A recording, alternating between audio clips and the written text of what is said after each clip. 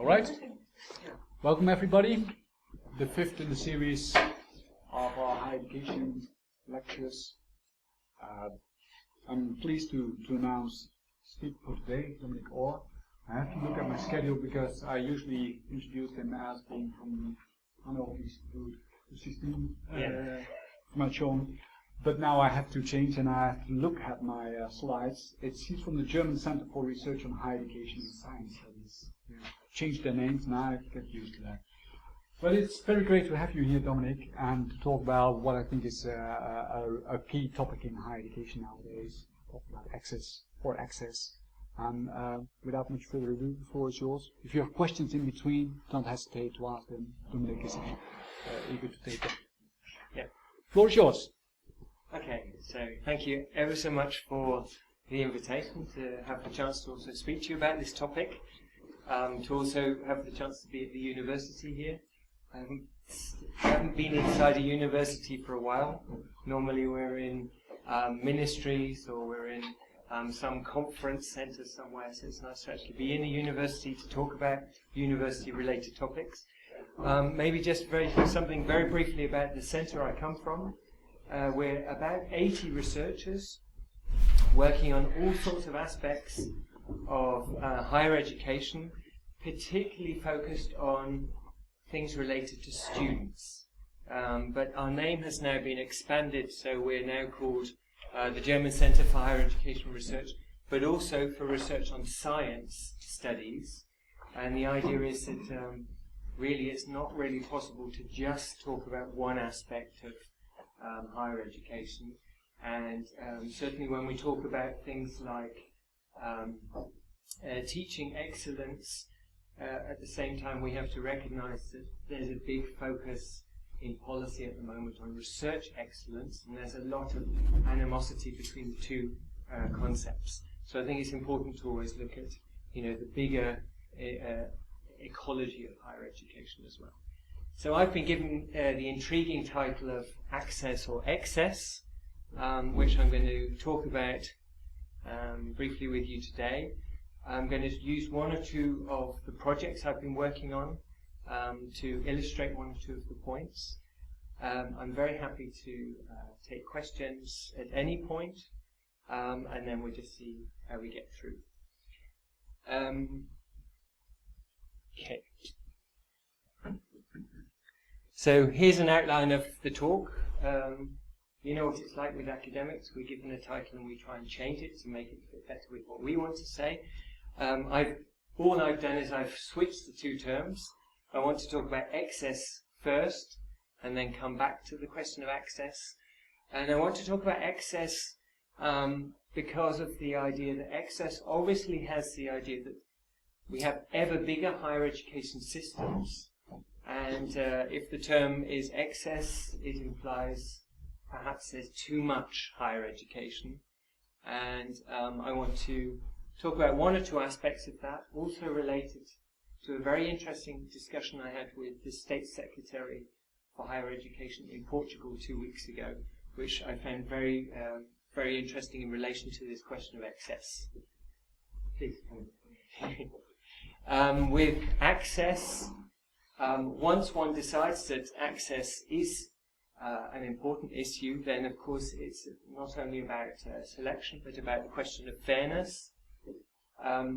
Even the fairer system is always going to have some kind of selection mechanisms when it's to do with access into higher education. So I'd like to show you something that we've developed in EuroStudent as a way of looking at the different access routes into higher education in comparison, to talk about second chance routes, which I find myself particularly interesting, not only because of the fairness aspect, but perhaps one could actually say I actually profited myself from a kind of a second chance route, so maybe that's why I'm particularly interested in those. But at the end I was also asked, and I think in the small description of what I'm talking about, I was also asked to say something about how participative equity could be improved, and I'll do that in relation to one particular project we're working on, which is called peer learning for the social dimension, and we're having a big interim conference next week in Vienna on exactly this topic, so I can talk about that briefly. So, first we're talking about excess, and there's such similar words. Okay, so firstly let's just look at some statistics. So growth according to the so-called UOE, International Statistics. These are statistics collected by UNESCO, the OECD, and Eurostat. So if you look at any of the publications of these three organizations, they're always using these statistics. What we see, and I'll just show you the graph to it, is significant growth in most higher education systems, slowing slightly since 2005.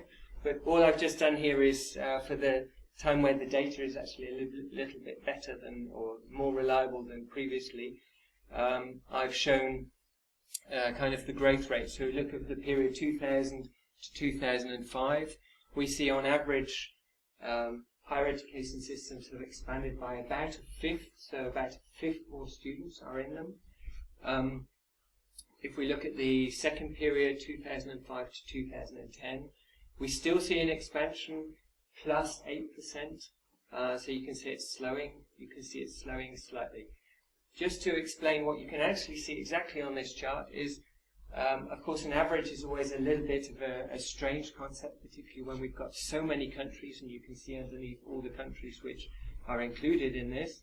So what I've done is I've also shown you the median value, but also what I always find interesting is to see what about the bottom 25% of countries and the top 25% of countries.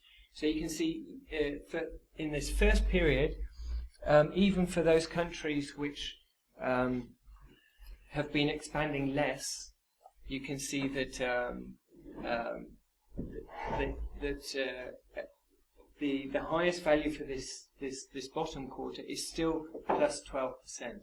So what you can basically say is, looking at these statistics, there is this huge expansion. So the interesting question is, why is there actually such an amazing expansion? And if we just look at one chart, which I'm afraid the quality is not very good because it's an interesting book, but I'm reading it on my Kindle, and somehow it's not very good at showing these kind of pictures, so I just lifted it directly from the Kindle. This is something based on long-term or longitudinal analysis done by John Meyer, who's an American. And what he wanted to show is that it doesn't matter what part of the world you look at. You can see here we've got different regions of the world: the industrial West, Eastern Europe, Central and Southern America, Asia, even down to Sub-Saharan Africa. And he wanted to show that if you look at this long-term growth, you can see that from about the 60s, everywhere is growing. And his conclusion on that is, if that's the case, then the standard functionalistic justification for expansion can't really be the reason for the expansion. In other words, if Sub-Saharan Africa is growing that quickly and that much, then it can't really be to do with the fact that the economy needs it. And so his argument then is that actually from the 60s, the whole model of how higher education is seen changed, as did the idea of education itself. So education then is seen as a cause rather than a functional consequence of economic growth and change. The interesting thing he further says is, whilst there seems to be a kind of ideological agreement that education is the main source of progress, the actual link appears to be very unclear. And this, he says, could be one of the reasons that we see a rapid diffusion of fashionable models of what an educational system looks like. And this is very interesting. For example, if you think of things like the Bologna process, which is one thing he refers to, what you see is a lot of countries, irrespective of the system they had previously, all trying to have the same kind of higher education system. And I would say not only do I find this argument intellectually interesting, but it fits very much with the experience I'm having travelling in very, very many countries and talking to people about why is their education system changing? Why is the higher education system trying to do certain things? So based on this, we can then go on to the question of what is then a big higher education system? And I was at the German Rectors Conference 2 days ago, and there was a lot of discussion about what is now higher education, how should we take on the reforms suggested by the Bologna process. And it was very interesting that one of the rectors, the rector of the University of Leipzig, it was very important for her to say, we're not the third level of secondary education. And it's very interesting because what does she actually mean? Obviously she means that she's got this slight worry, and it seems that a lot of the rectors of the universities in Germany do, that if we continue expanding, we're not actually talking about higher education anymore. We're just talking about a continuation of schooling. I wouldn't necessarily support this argument, but I think it's very interesting that it still comes about. In fact, Meyer, who we were talking about just before, he said that this argument is not very strong anymore. But one could say maybe it's becoming stronger again because we've got such high levels of higher education now. But let's just think of a few more facts related to that. One of them, we're just doing a project where one of the case study countries is South Korea. Depending on the statistics you look at, South Korea has either got 4 million students or 2.5 million students. We'll talk about that in a minute. The second point I mentioned, the Secretary of State for Higher Education in Portugal. When I had a discussion with him, I was saying to him, he should tell me what is his biggest policy challenge at the moment. And he told me the biggest challenge is to try and reach what they call the Horizon 2020 goals for Europe, which is that 40% of the population between 30 and 34 should have higher education in 2020. And he was saying the problem for Portugal is this means a huge expansion of their higher education system. So I asked him, well, how are you going to do it? And he said, well, we're going to do one major thing, which is we're going to introduce more short cycle courses. Short cycle courses are sometimes called associate bachelors or associate degrees. They normally take 2 years. The interesting thing about them, of course, is often you can do these 2 years, and then you have the possibility of going on to do a full bachelor. But the interesting thing about these short cycle courses is you do see them expanding a lot in Europe at the moment. England has introduced them, the Netherlands has introduced them, so there's a whole load of countries which are introducing short cycle. And then I also asked, of course, where the short cycle should be, and he said, well, it's going to be in the polytechnic sector, or the sector we often call universities of applied science. So, if we take those 2 points, those 2 kind of anecdotes together, we can actually see that when we're talking about higher education, it's not really clear what we mean by a student. And the difference in South Korea is pretty much to do with whether a student is actually full-time and often at the university or not. You can see that very similar figures if you look at the number of students in Poland. In the Ukraine, you see something similar as well.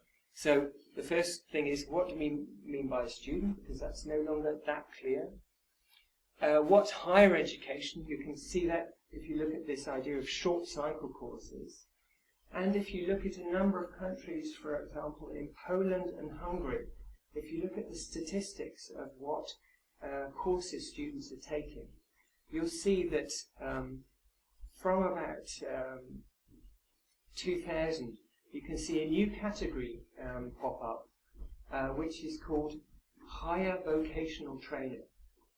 So in other words, again, it's this thing that higher education is not just kind of academic as we might often think it. And this is very clear, because if you are trying to have a cohort of maybe 50% of people going to higher education, of course it means that what you're actually offering is going to be something you're offering that has to enable employability afterwards.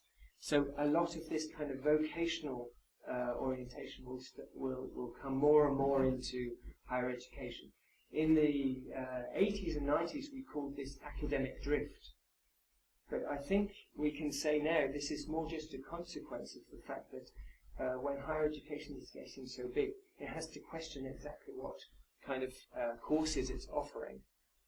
And then, of course, the other thing is, what is a higher education institution? If you look, for example, at England, you'll see that in England, the Higher Education Funding Council also supports about 220 further education colleges. This is not what we would classically call a higher education college, but these colleges are offering some degrees, and they're getting supported in exactly the same way as the universities for the degrees they're being offered. So we see an awful lot of differentiation going on.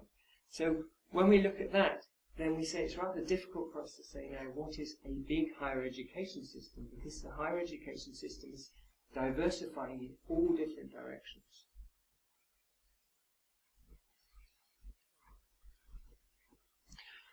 So one of the big things is, what about the personal gains? Because this is often the idea then, well, if we're expanding more and more, then maybe the personal gains for the student in terms of additional income that they'll earn in comparison to people who haven't been to higher education will start getting lower and lower. This is a very interesting statistic, because this is something we did together with Eurostat and Eurydice in the so-called Bologna Implementation Report in 2012. What's quite nice about it is it tries to get statistics from the 47 Bologna countries. Of course, it won't have all 47 in there, but it has a very, very diverse mix of higher education systems. And if we look at the statistics on a very simple level, and we just take the median values, and then here it's a little bit better explained, but if we just look here, high just means higher education, so people whose attainment is they have attained higher education. Medium is they completed secondary education, and low is they left school basically after probably at the age of 16, so after having achieved the low secondary education, but not having gone on to the upper level. So if we look at the typical statistics, also the policymakers will quote, you can see that in general it's absolutely worth it to go to higher education, because in general there is really a financial premium. But if you actually look at it more carefully, you'll see that for about a quarter of the people, because here again we're using this concept with bottom 25%, median and top 25%, you can see for a quarter of the people they're not actually earning more than if they'd have left school at the age of 18, 19. Yeah, please. I have a question when I see this kind of graphs is because they do higher education, that they have higher salaries, or because they have their families higher salaries, that they have actually higher, that they go to higher education. Yeah. You know, so it's to disentangle these two effects. We have selection bias, so they don't know whether they're rich because their families were rich and then they go to higher education, or vice versa. No, it's very difficult to disentangle that. And when I talk later about access, I'll talk about the fact that access is also about trying to get people from disadvantaged backgrounds into good jobs as well, because, like you said, there's a selective bias right through the system. So, but I think you can see here that, or you can say here that in general, even if there is a certain selective bias, you can still say that in general it is worth going to higher education. But the interesting question is, of course, who are the 25%? So you're right, they might be people who have been to higher education, who, on the basis of the fact that they're missing certain competencies, they're missing certain social skills, they're not getting the jobs that they should be getting with the qualification level they have. But it could also be simply they were in higher education, but the quality of the higher education they went into was not as good as others. I talked just now about diversification in the system. And it could be the classic one, particularly related to women, is that they're working part-time. So there's various reasons here, but I think the interesting point is simply that for a certain group of people, if you just talk about money, it's not worth them going to higher education. I don't think this is particularly new, actually. I think you'll find out that you could have done this kind of thing many, many years in the past, particularly if you look at, for example, the Nordic countries, where the wages, anyway, through a lot of tariff agreements, etc., the wages are relatively flat. It's probably one of the reasons why the Nordic countries would find it difficult to introduce tuition fees. But it's just interesting to talk about this, that we can say, in general, it's worth also financially going to higher education, but not for everyone. However, normally speaking, you would say there are other benefits as well. You often find that people who've been to higher education, they stay unemployed for a shorter amount of time, so they're better at changing jobs. You find that in terms of health, in terms of citizenship, as it were, active citizenship, they're also better. So it's not just a question of money, but still I think it's important not to forget this issue as well. So just on this question then of excess, so my first conclusions would be, actually, it's not so much excess, it's just the fact that higher education is changing. And we're seeing a huge process of diversification, of differentiation. And the interesting question that's becoming more and more relevant now is what is actually higher education and what is higher learning? And this is a very, very difficult question. It's not something I'm going to answer for you. But I think that is the most relevant question here. It's not a question of if we've got too many people in higher education. I think it's more of a question of what is higher education, and particularly what is higher learning. How do you conceive of the relation between expansion and differentiation? Are they some kind of causal relationship? Or They would seem to be, yes. in what way? Because I think it could be in different ways. But what is your opinion? Well, it's just if you look at higher education systems, Germany would be a nice example in a way. If you look at Germany, in the past there was always an assumption, at least, that every university was exactly the same quality as every other one. And through the expansion, but also through a different way of looking at higher education now, that kind of myth has now been given up to the idea that there is a difference between higher education systems.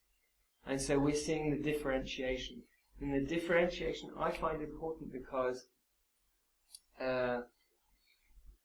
for example, in the Netherlands we find that if you look at where a lot of expansion is happening, and you can see this in a lot of other countries as well, it's happening in kind of the polytechnic sector, or the sector of University of Applied Science.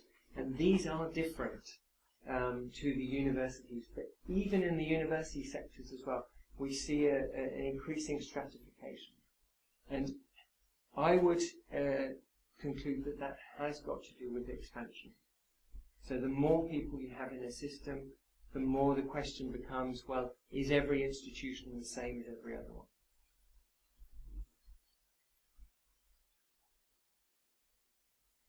But maybe you have a different opinion? No, I partly partly agree, but yeah, I was thinking of other processes maybe. I don't want to say it's just a question of numbers. There's a lot of other things. Is it you that's a good idea about it? Not a good idea, but an idea.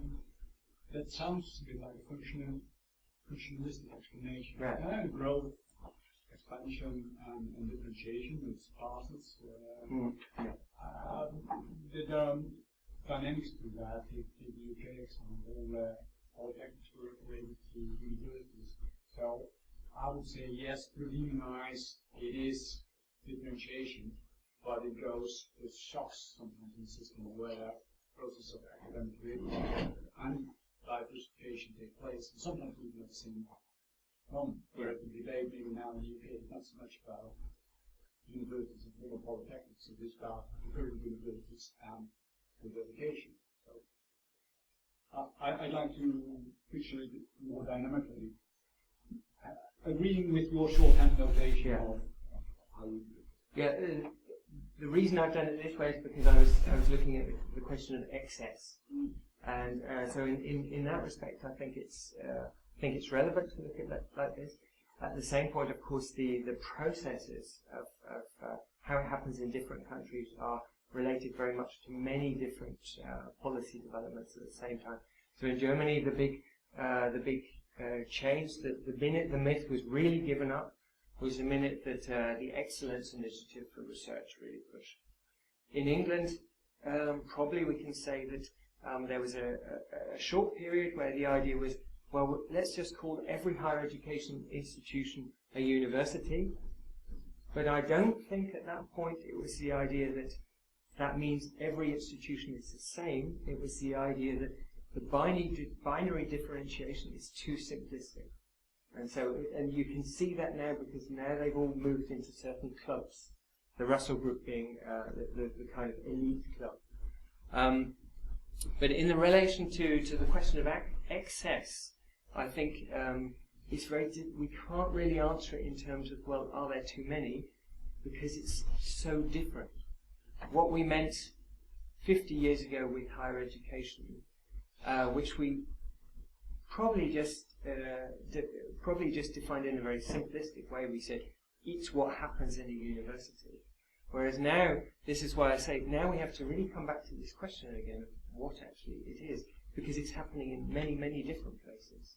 And I mean, one could also say the next step is the MOOC, where I would be relatively skeptical about those kind of things. But certainly, again, the question with the MOOC is, well, is that now higher education? Because it's a very different configuration of higher education. Maybe we can come back to this when we see the other side, which is access.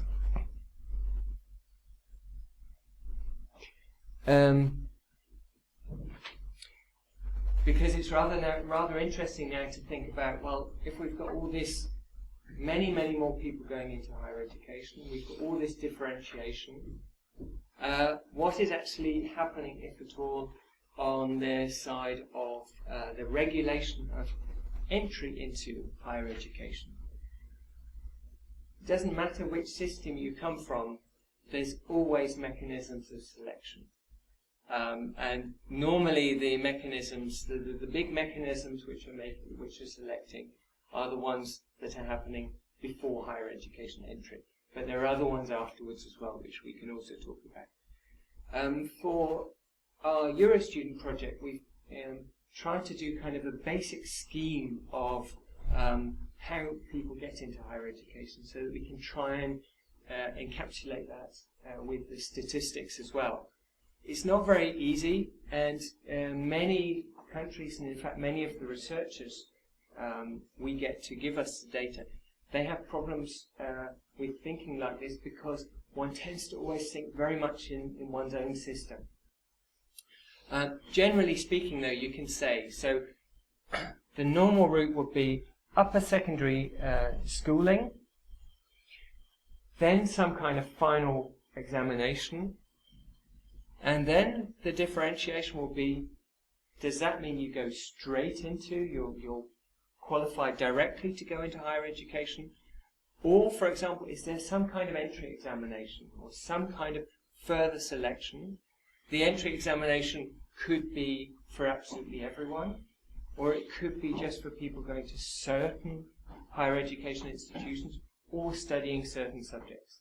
The classic is, of course, if you're going to do one of the arts, normally there's some kind of special examination.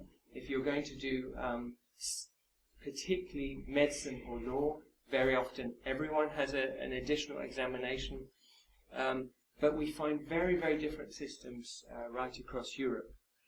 A very interesting thing is, and somewhere where a lot has actually been changing, we would tend to think of the upper secondary schooling, the classic academic track, let's say, would be the German one, where you go through the gymnasium. You have a selection already at the age of 10, which determines whether you go to the gymnasium or not. And then that would be kind of the academic track through the system. In many countries, we already see quite a bit of change there, where the countries have tried to introduce on exactly this level more of a kind of a vocational orientation as well. In France, for example, the baccalaureate, you can do academic ones, but you can also do ones which are more technically focused. And the idea is here to try and get more people up to this level, and potentially in the country it's the case then that everyone with a baccalaureate, irrespective of whether it had more of an academic or a vocational profile, still gets the entry into higher education. But you can see here, if you look, that there are a whole load of places which are transition points, and they're points of selection and decision. Again, in the German case, it's very interesting to just see what happens already at this level, at the age of 10. In England, we used to have it as well, with the so-called 11 plus examination. So that was at the age of 11. There, a decision is made in Germany about whether a young person seems to have the competencies to be able to go in the academic track.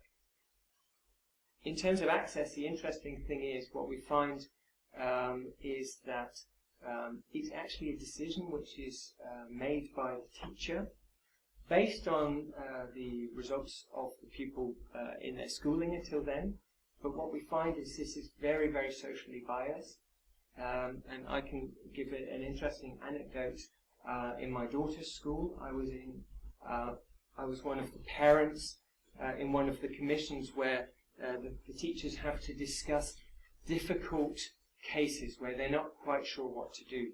And there were two particular pupils who'd both done not particularly well in their schooling career until this transition point at the age of 10.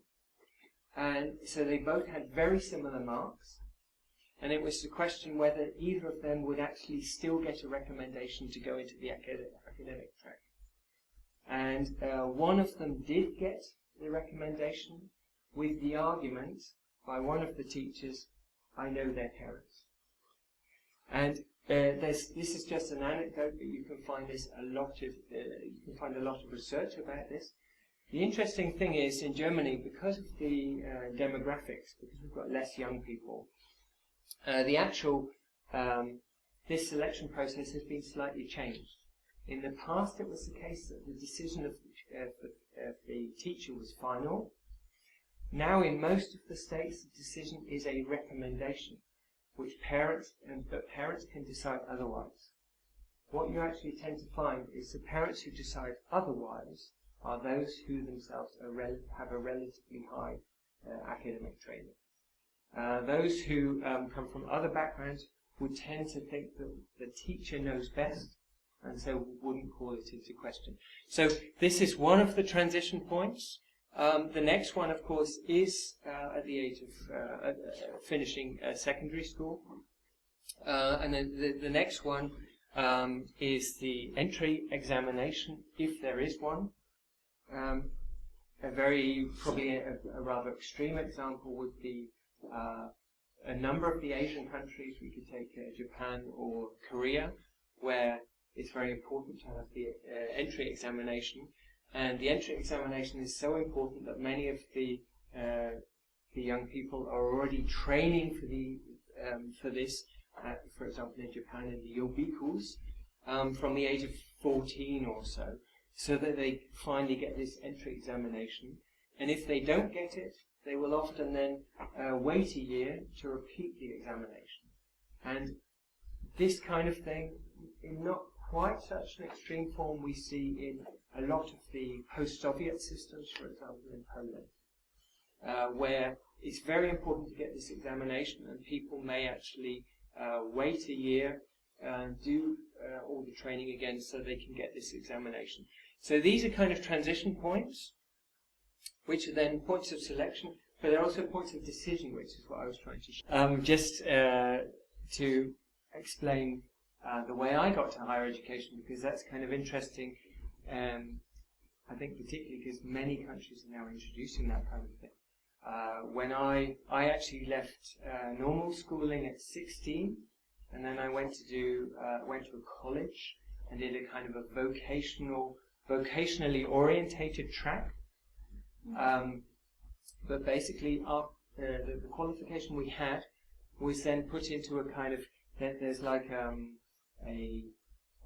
kind of a calculation system in England. Now it's still organised by UCAS, by the University and College Admission System, and basically all they would do is they say for various types of qualification you get certain numbers of points, and in my case it was the case that where I wanted to study, they also said, okay, we're kind of interested, but you have to come for an interview. And so the final decision was made at the university on the basis of an interview. And I mean, you know this from the classic kind of stereotypical idea of Oxford and Cambridge as well, where things like interviews are very important. But in many of the English universities, interviews are used at least for cases which are not so clear-cut. So it's interesting again that what I'm trying to show a little bit is also the spread of responsibilities between the school and the university. So is it the school who kind of makes the decision, and then that is accepted by the university, or is it a mixture of both, or is it the university which makes the final decision? When we look at this across many countries, let me just put this up and then we maybe come back to these statistics. What we tend to find is two different types of models for regulating higher education entry. And the one is where there's a very tight link between the school and your entitlement to go to a university. So we would normally call that then the entitlement model. In a minute we'll come to the countries. And the other one is where it's a very loose link, where basically the university says, no, it's actually my decision. And in that case there's an examination model. If we take something like, I had a discussion a while ago with the rector from a university in Ukraine, actually in Heeelp, and he was telling me that in the past it was the case in his university, they had their own examination to determine who could get into the university. But for various reasons, this was reformed about 5 years ago. So there's now a central examination which is actually used throughout the Ukraine to actually determine who can get into the university. And as Jelena mentioned, in many of these countries it's not just who gets in, but it's a question of who gets in on a state-funded place. This is a further differentiation which you'll find in all of the post-Soviet systems. I think that might be the only place you find it, but in that case you'll tend to find that about 50% of students in the system, the percentage can be very different, but let's say 50% they're in the university on a state-funded place, so on the basis of their qualifications or their merit, there's been a decision made not only that they can come into university, but that the state will actually finance their study place. And the other 50%, they have the chance also to go to university, but they have to pay fees. And in many cases, the same decision on merit is used for giving the study grant as well, or the study aid. So those who are actually on places where they're paying fees will also be those who will not be entitled to study aid. But generally speaking, we tend to find these two kind of models, entitlement model and examination model.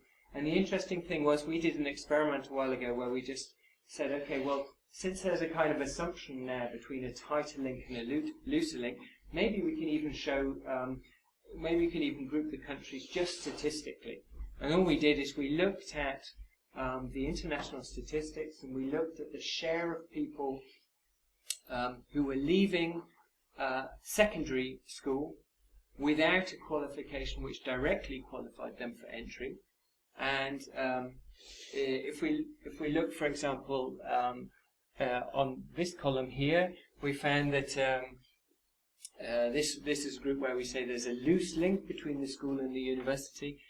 We find that less than 20% of upper secondary graduates do not receive a qualification giving them direct access to higher education. And so this means that obviously, under the assumption that selection is going to happen somewhere, the selection is most likely to happen through other kind of examinations, either soft or hard.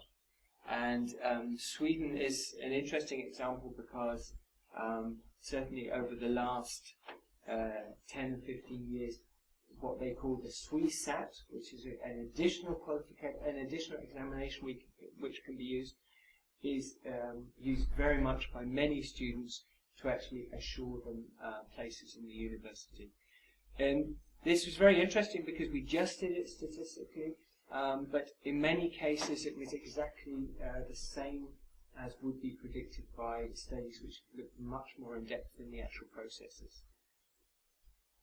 But the main point I wanted to emphasize here is the entitlement model and the examination model, because they're really interesting differences. So then the interesting question is, what about what I call second chance routes? In Eurostudent, for a while we called these non-traditional routes, and then we realized this is just based on our idea of what's traditional and non-traditional. Actually, if one thinks about them, sometimes we call them alternative routes. It's maybe a bit more neutral, but actually it's about second chance. It's actually about the case that some decision has been made either by a young person or by, for example, I mentioned it before, by their teachers, or by the system based on the route they've taken, which has determined whether they go to university or not. And the interesting thing is, well, are there other ways then to get into higher education? And increasingly, policy has been looking at these second chance routes. It's really rather interesting to see. You'll see a lot of kind of policy on this.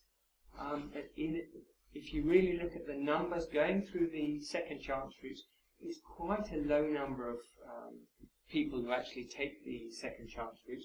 This has a lot to do with the fact that they then might be worried that they don't have the competency, or as we said before, the academic maturity to actually succeed then in the higher education system.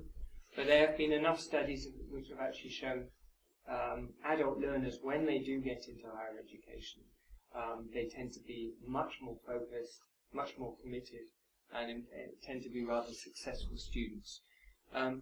The various routes then is adult education and further education.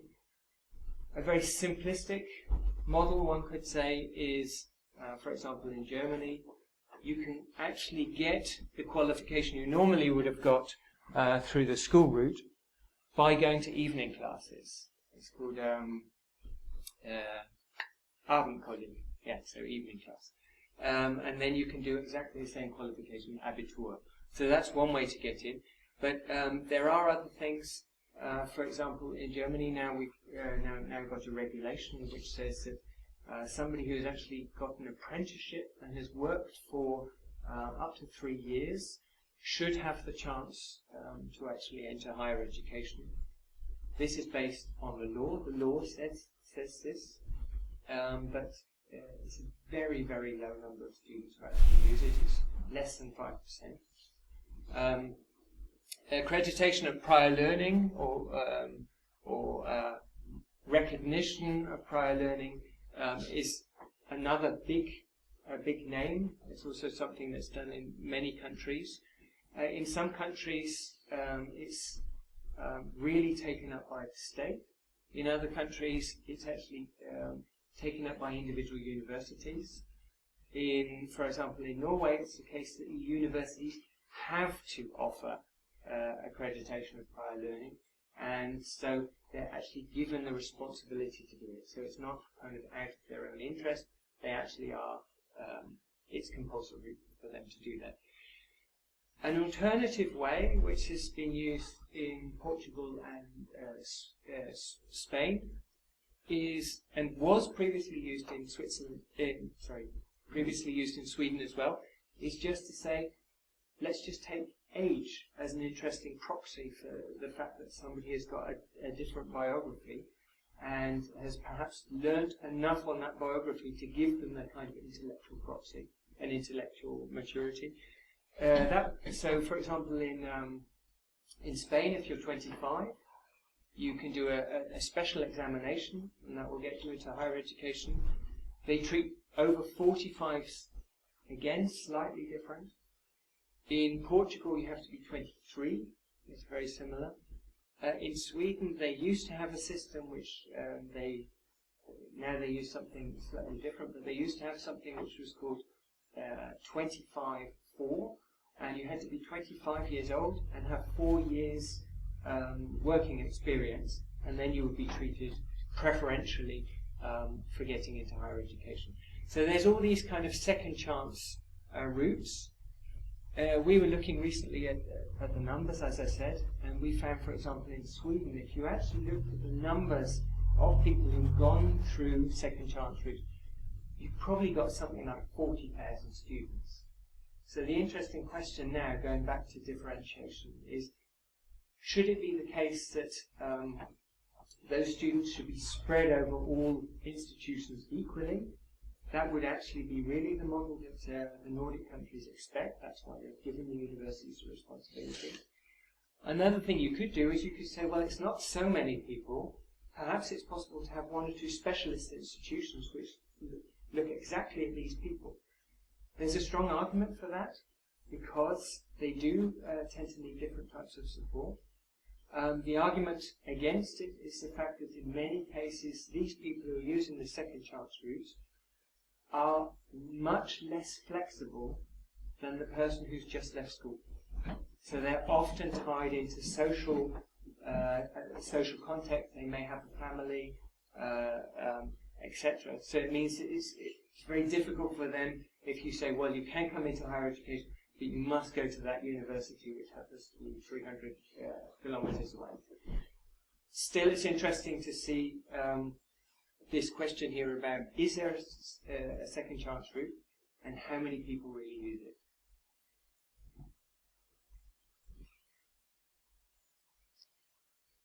So one thing I wanted to show you was just one basic statistic, or one quite nice chart from Eurostudent, which tries to show in a relatively simplistic way, when we look at the graph, at what we call the participative equity of higher education systems. In other words, how inclusive are they compared to others? Although it's a rather simplistic graphic in itself, I just have to explain how it's actually calculated. If you're looking at higher education access, then you really need relative statistics. What we look at here is the highest educational attainment of the student's parents, but we look at that in relation to the standard population in a country. So we try and say, well, what do the parents look like, and what do people in that country who could be the parents of students, what do they look like? and we compare both of those. And on the first thing we look at is we look at the share of students whose parents have a low school leaving qualification as their highest attainment. And what we mean by that is people whose parents, students whose parents left school at about 16 years old. And what we do is we try and compare that then to the general population who could have been the students' parents. So the goal would of course be that the share should be the same as in the general population. This is also based on the Bologna goal for inclusion. What you can definitely expect, however, is you're going to have an underrepresentation. It's going to be the case that you're going to have less people in higher education whose parents have low school leaving qualifications than in the general population. This is one way of looking at it, but the other way is also interesting to look. So that's kind of disadvantage. The other thing which is interesting to look at is kind of the other side of the coin. What about the advantage? And what we do here is we look at the share of students whose parents have themselves attained higher education. And we do it in exactly the same way. And here we would actually expect an over-representation of students whose parents themselves have been to higher education. It's not that surprising. There's various reasons why this would be the case.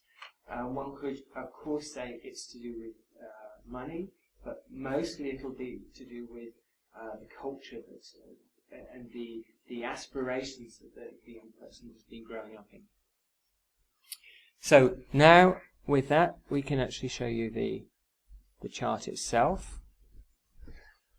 This is one of our charts from the Euro Student Study. What we've done is we've actually taken both of these indicators which you saw before and put them together. So what we're looking at is, on the one side, what is the advantage for people whose parents have been to higher education, and what is the disadvantage of people whose parents left school rather young. So what we're really trying to see is where are the most inclusive systems, and the inclusive systems are those where the low education group is well represented and where the high education group has a relatively low over-representation.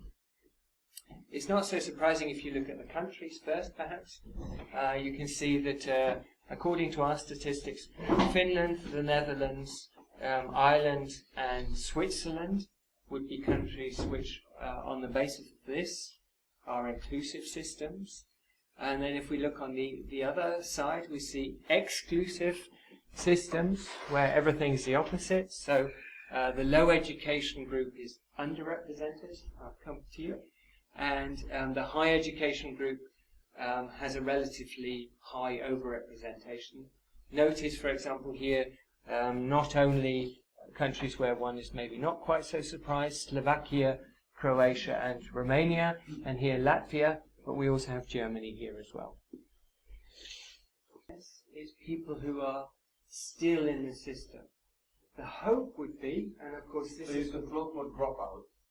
So we, well, in essence, yes, we have the fact, because we've got, if our samples are representative of the whole student body, then you should have an equal share of students from all of the years in the system.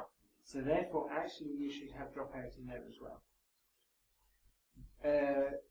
Whether that's completely robust is another question. But I think in terms of where the systems turn up, and the very interesting thing for us is also that we have what we call transition systems as well, where we see they seem to be doing well on one of the two indexes.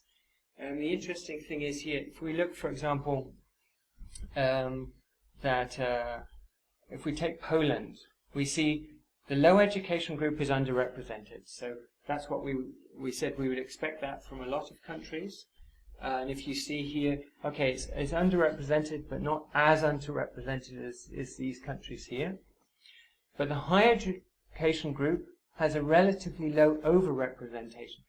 That's because between the two groups we're looking at, there's a third group. Those are the people whose parents do have upper secondary education, but don't have the high one.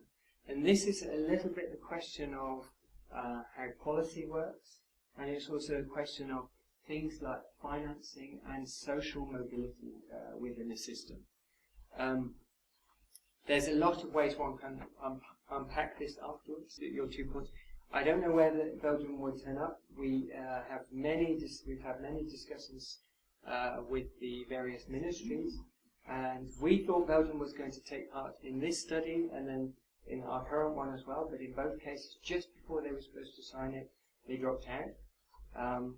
We can't. They were afraid. We can't. Well, actually, funny enough, they did actually they did do a pilot, and that made them look very much like the Netherlands. So I wouldn't be too surprised if they would be somewhere near the Netherlands. In a minute, we can actually talk about this point as well in a second, especially under the aspect of differentiation. The other point with the migrant background, with the current data set, which we're currently calculating, we will actually be able to look at this.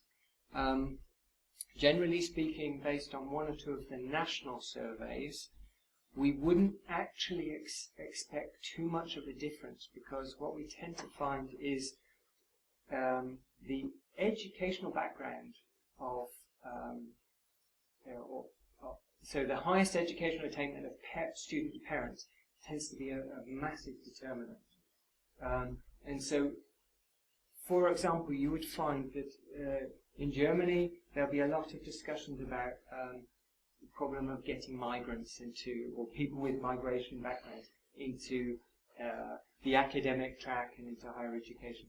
You'll find, however, that the main point is these migrants that you tend to be focusing on are ones who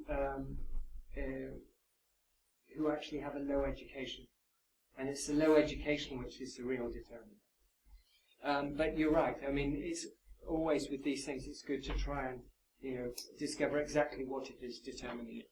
But in the German social survey, which has been done for many years, we're now focusing only on educational attainment, because we found that as being the thing that is said most. I just wanted to mention one interesting thing here, because it's an interesting collection of countries as well, and that we have big differences. I was talking before about differences in higher education systems. Very interesting, for example, a comparison between Ireland and Finland. One of the things we look at in our survey is we look at what is the monthly income of the student. And we look at that just because we look a lot about where the money's coming from and what their expenses are as well. Now, if we were to compare the different profiles of Ireland and Finland, what we would find is most Finnish students have roughly the same amount of money. And most Finnish students will be living the same kind of way as well. So they'll be working a little bit, they'll have a lot of support from the state. They will be less dependent on funding from their parents. If we look at Ireland, we'll find that Ireland has been very good at creating an inclusive higher education system, but there's a lot of stresses and strains within that, because we'll see massive differences between, if we look at the profile of the amount of money students have as income per month. And one of the reasons for that is many students are working alongside their studies to enable them to actually cover their monthly costs. So although, and this is what we'll come on to next, although it is the case that we've got them in the system, there's a lot of challenges which follow on from that, and that's why you were right also to emphasize the question of dropout. Just getting them in the system is the first question. So maybe we can come on to that, which would be something which we're developing further now in a project called rather rather strangely, PL4SD. This is mostly because we had massive arguments about what we should call the project, and so we ended up with an acronym. The name is actually quite clear. It's just rather long. Peer learning for the social dimension. The idea behind this project was, it's all right to have data, but what's actually happening in countries? Where are the dynamics? Is there things that are happening now that we are not going to see for the next 5 years or so, because only then will they start to be reflected in the data. So in our project PL4SD, we look at the 4 phases of participative equity, and I'm just going to present them briefly here, and then I'm going to just show you some of the interventions which are being taken by different countries to try and make improvements on each level. But the most important thing is, if we're going to talk about making systems inclusive, we have to be thinking of all 4 levels. It's not enough just to say, let's just get as many people into the system as possible. A number of years ago, I had a discussion with the then Minister for Higher Education in Romania, who had picked up through the Bologna process how important the so-called social dimension was. And he said, yeah, we want to do lots for the social dimension. We want to try and get as many people as possible into the system. But as I mentioned already in relation just to Ireland, you can see that just getting people in creates a whole load of stresses and strains afterwards. There may be an argument for saying, let's not work on the widening participation bit, let's work on all the other bits first. When we've got them all right, then we can go back and try and get new sets of students in. Because we know that stresses and strains cause dropouts, but they also cause underperformance, as it were. So these 4 levels. So one interesting one is before entry to higher education. So this whole, we were talking before all about everything that happens in the secondary school system. This whole point that in this time, before you actually go to higher education, there's all sorts of selective mechanisms working, but it's also a time of decision making. And one of the goals for the social dimension there has to be to try and raise aspirations, to try and tell parents, it's really good if your kids go to university. In England, for example, they have what they call school liaison officers, which means people go from the university to the school to explain why it's good to go to university. Interesting enough, they were talking about this 2 days ago in Germany, that they want to have something like that. But their big question was, well, who should do something like this? All the academics should be working on academic stuff. They can't be doing this stuff as well. So sometimes this is the questions all related to participative equity, is who should be doing actually these things. So anyway, raising aspirations seems to be one of the major points. At the entry to higher education, this is always a selective stage. So there has to be the goal, which is to widen access somehow if we want to create participative equity. On the next level, the study framework. This is to do with the stresses and strains I was mentioning. So the characteristic is it's about study progression and completion, but it's also about this thing which we call study work-life balance. And in our study, we look a lot about how do students spend their time. And we also ask students, well, are you satisfied with the way you're able to spend your time? Because many students, alongside their studies, they are working. They've got all sorts of other commitments as well, but also they want to work. So it's always a question of trying to get this balance right. So the goal there would be to ensure this the progress of the students, but also to reduce the impact of students' need to balance the resources of time and money on study success. So this is to do with, for example, a lot about flexibilization of courses, although flexibilization also has knock-on challenges as well, because it means that it's much more difficult to get hold of your students. And the final level, as we said, well, it's all right to to manage all that. But the next transition phase is actually going into the labour market or going up to the next level of education. And so, firstly, it should be a question of securing this successful transition, but also maybe raising aspirations. We notice, for example, that now all of our systems have bachelor and master courses. We notice that those countries which have been very good at raising participation or widening participation at the bachelor level, the next selection comes at master level. For example, we saw just before the Netherlands being a system where participative equity looks pretty good. If you go to a University of Applied Science, HBO, in the Netherlands, most of them don't offer masters. So what you tend to find is people who are in those are not going on to masters. So in other words, this kind of selection mechanism is just moved up to the next level. Another interesting point, which we won't talk about here, but would be kind of in this study framework, is mobility, international mobility during your studies. That tends to be also a selective phase as well. So, just to make it now a little bit more concrete on exactly what is actually happening in various countries, because that's what we're trying to do with our peer learning project. As you can notice by the name, peer learning, the idea is policymakers should stop trying to develop policies in closed rooms without even looking out the windows, because you do tend to find that's what happens with policy making. And our idea is, let's try and capture a whole load of interventions and try and enable some kind of peer learning mechanism.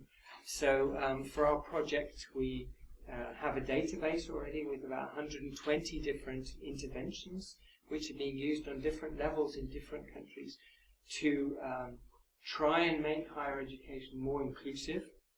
The database should be made public very soon now, particularly because we've got our interim conference next week.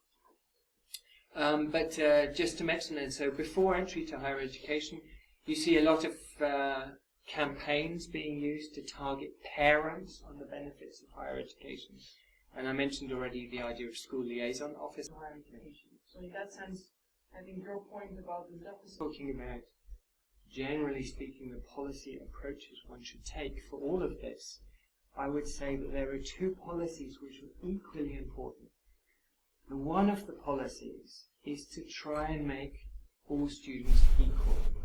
This, for example, is the reason why it's very good if a system has something like study grant or study aid. The idea there is that some people come from backgrounds where they will get enough financial support from their background, and some people don't, and so the study aid grant enables those to have roughly the same kind of financial circumstances. So that's the idea of making people the same. But I completely comply with your idea that you're sketching here, which is the fact that that doesn't work for many things. And so the other policy approach I always say is it's about accepting difference. And I think this is very important. And this again is back to the whole point of diversification as well, differentiation. And so this is the point of making, as we mentioned here, modularizing courses with cumulative credit acquisition. These kind of things. So it enables people to dip in and dip out of higher education. Because for some people that's very, very important. Then, of course, if you are under certain stresses and strains, also you need counselling, but we also have looked very much at kind of buddying systems, for example. Again, this idea of somebody who's already had that kind of experience can actually explain what they did in it. On this, I'd just like to, however, mention something which I think is incredibly important, and this is the incentive structure in a higher education system. These days, many performance indicators being used to fund higher education institutions are based on such things as the number of successful graduates. The problem with that is that sets a particular incentive for universities to try and get rid of all of the tricky students. So, for example, to turn it another way, you will find that in essence in England, the Russell Group of universities have a much easier time than those which are actually doing the really innovative and inclusive work. Because the Russell Group can actually still use the old model that they used to. Because they can actually say this is how the system works, everyone has to fit in the system. But it's very important to try and have some kind of incentive to actually make it attractive for universities to also look after these types of students. And in many of the higher education systems now, we're beginning to move away from that. In Ireland, Australia, and to a certain extent in England still, there is actually a certain bonus universities get for having so-called non-traditional students. And the idea there is really to try and keep it being kind of attractive for them. But for example, in Germany, we don't have that system. And it has been discussed, but it is kind of difficult to introduce, but I think it's very important. Well, my feeling is that in Belgium, that incentives for higher education institutions, that's going wrong at the level of secondary education. But it depends on how you're going to implement it, I think. If you're just going to incentivize those higher education institutions with a relatively large percentage, is that the idea of students, or you are going to do it for all universities? Because now in our secondary education, they only give additional money to the schools with a relatively high percentage, and you get horizontal segregation. Yeah. Okay. And that has many negative effects also on their aspirations and their proposals. So is that, yeah. What is the idea there? Both options, I think, are realistic policy options, but I would agree with you that you can see that very clearly. For example, in the English higher education system, it's always easy to refer to the English higher education system because there's so much available data. It's very easy to find these kind of things. Many other higher education systems are not very good at publicly available statistics. That's why it's always easier to look in England. But in England, you can definitely see that you really do have universities which are focusing much more on trying to get more and more money from research, and the other ones who are trying to get more money from teaching, and particularly from widening participation.